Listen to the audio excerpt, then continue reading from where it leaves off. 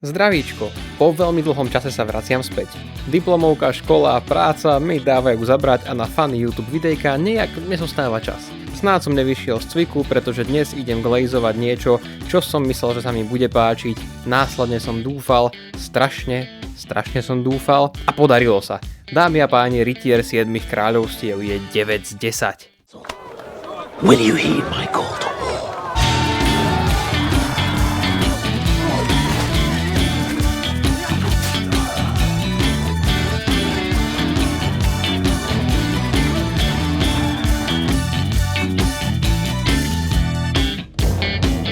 Možno trošku preháňam, lebo som z neho práve vyšiel, ale hear me out. Pokiaľ ste boli fanúšikmi Game of Thrones a House of the Dragon, tak Ser Duncan je presne to, čo potrebujete a ešte o tom neviete. Odohráva sa okolo 90 rokov pred hrou o tróny a hlavným hrdinom je Ser Duncan Vysoký. Sir Duncan the Tall. He must have been quite a man. So they say. Ktorý po smrti rytiera, ktorému slúžil, Sera Arlana, taktiež prezývaného aj The Long Night, sa sám stáva rytierom a vydáva sa na cestu. Iba on, meč a 3 koníky. Už od prvých momentov vidíme jasné kvality seriálu. Rýchly editing pri montáži, v ktorej Dunk spomína na svojho pána, vánok sviežeho vzduchu, ktorý rodu draka aj hre o tróny chýbal. Jasné, vždy tam boli majestátne momenty v bitkách, neskutočné hrady a zámky, CGI draci, ale editing bol vždy na rovnakej úrovni. Bol ako bezdomovci na Trávnskom mýte, neprekvapilo. Áno, až na tú jednu teraz už klasickú montáž, keď sám vylieva hajzlíky. Tu hneď z prvých momentov vidíme, že seriál sa občasného humoru vôbec nebojí, čo je opäť svieži závan vzduchu oproti jeho extrémne serióznym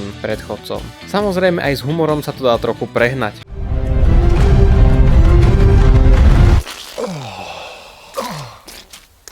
Táto scéna najviac rozdelila rady divákov na tých, ktorí sú absolútne pobúrení a presvedčení o tom, že takéto rádoby vtipné scény sa do sveta 7 kráľovstiev nehodia, a následne na tých, ktorých to proste prekvapilo, zasmiali sa a viac to neriešili. Ešte sa ľudia sťažovali aj na tohto týpka.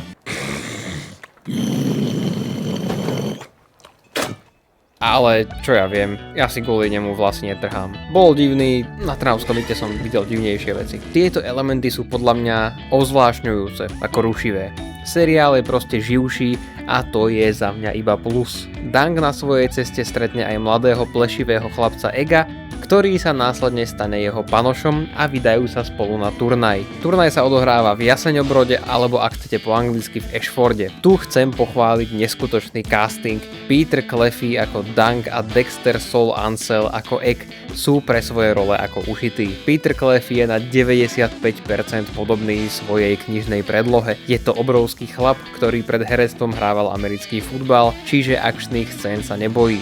Jeho repliky sú prihlúple, zábavné, rozumné, ja viem, to nejde k sebe, ale verte mi, a očarujúce. V jeho očiach blčí neochvejný zmysel pre spravodlivosť, aj keď ju možno nie vždy dokáže obhájiť slovami. Je veľmi vtipný a ku každému, koho nazýva priateľom, láskyplný. Toto je za mňa najlepší casting od čias Henryho Cavilla ako Geralta z Rivie.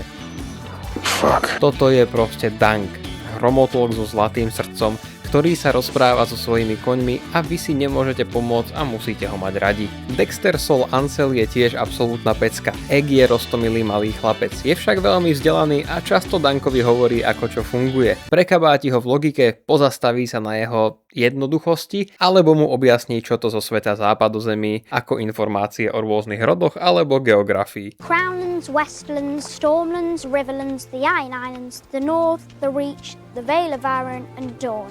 Dunk sa Eggovi už pri ich prvom stretnutí hneď zapáči. Keď počuje Dunka rozprávať, okamžite v ňom spozná možno potulného, bez peňazí a špinavého, ale pravého rytiera, z ktorého kypí zmysel pre česť, spravodlivosť a dobrodružstvo. Egg ale skrýva za svojou holou hlavou jedno kľúčové tajomstvo, ktoré obráti príbeh na ruby. Dvojica spolu každopádne funguje výborne. Títo dvaja sú ako vytrhnutí zo stránok knižky J.R.R. Martina. Na 100% tomu napomáha aj ich chémia zo skutočného sveta. V rozhovore spolu pôsobia uvoľnene a ako kamaráti. Peter Cleffy spomína, že spolu hrávajú Mario Kart a že Dextera neustále poráža. I kicked his ass in Mario Kart so many times. He's beaten me in bowling, but he had bumpers up. Ich dobrý vzťah sa krásne prenáša na plátno a je extrémne pekné to sledovať. Samozrejme, títo dvaja veľkí sympatiáci na sebe nenesú váhu celého seriálu, to by možno bolo až príliš. Je to aj celý roster vedľajších postav, ktoré sú na takmer rovnako úžasnej úrovni.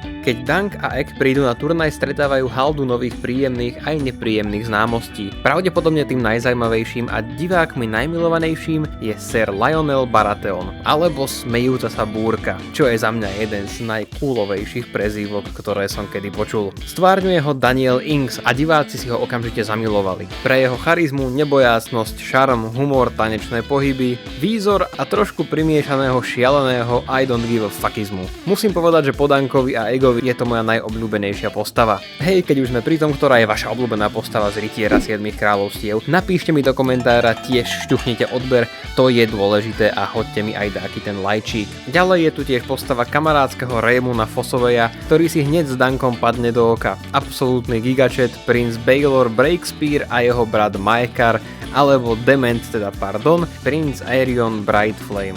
Postavy sú tu naozaj výborné. Z príbehu tiež nechcem prezrádzať viac, nech si to pozriete sami. Dôležité je, že na turnaji nastane potyčka, v ktorej je zaplatený Dunk a v dôsledku tejto potyčky skončí na súde 7, v ktorom si musí vybojovať spravodlivosť. Súboj 7 je proste 2 týmy, 7v7. Súboje, aj keď ich tu nie je mnoho, vyzerajú krásne, plné brutálnej akcie a chaosu, ale takého toho dobrého, kedy sa kamera pozerá spoza helmy a vy ako divák ste v koži rytiera. Nie takého, kde je príliš tma a nič nevidíte.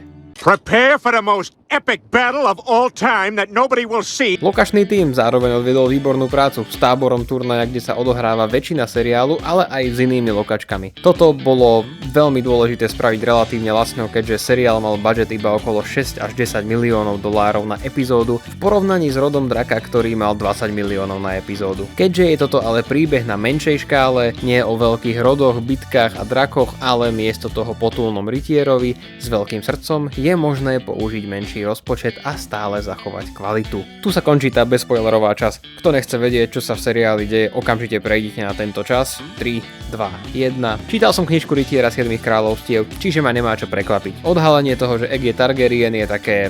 OK, neviem, asi to nemôžem súdiť, ja keďže som tú knižku čítal, ale hej, ten plot twist ste asi mohli očakávať, aj keď ste ju nečítali. Nevadí mi jeho spracovanie, ale ani ma to nejako nenadchlo. Z čoho som ale bol rovnako zdrtený ako v knižke je smrť Baelora Targaryena. Dobrí muži v západozemi naozaj nežijú dlho, tak spravodlivý, múdry a čestný a je taká smola irónia osudu, že ho zabije práve vlastný brat a to ešte nechtiac. Odhalenie jeho smrti je šokujúce, zdrcujúce, práve keď ste si mysleli, že tí naši vyhrajú, dostanete najväčšiu ranu. Zakončenie tejto poviedky je ako čínska polievka. Ostro kyslé. Vyhrali sme, ale za akú cenu? Stálo víťazstvo za to, život neurodzeného za život budúceho kráľa? Možno.